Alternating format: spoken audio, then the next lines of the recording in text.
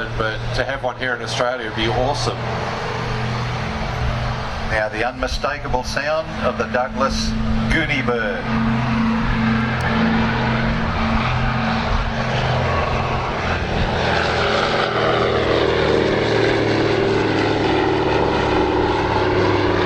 Certainly one of the most prolific transports in the world since its first flight in December 1935. And that actually coincided with a very important anniversary. It certainly did, mate. That was the anniversary of the first flight by the Wright brothers at Kitty Hawk.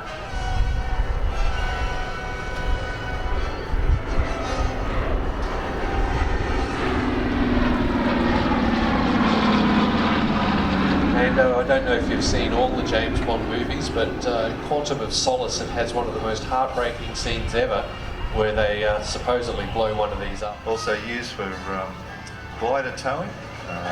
Some of the Australian aircraft are still fitted with the hard points down the back end for glider towing, even though we didn't use them that way.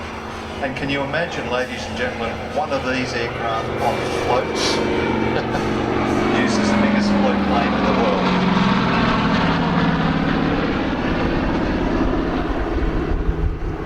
I have seen that photo. It's quite spectacular to see, but I'll just bring the aircraft in now. also impressive. You mentioned towing gliders, and it wasn't just the big ones or the Horsa, but I've seen a photo of one DC3 towing 3 gliders.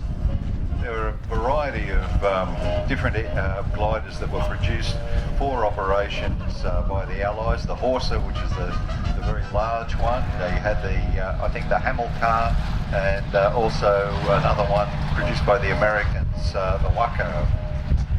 Yep.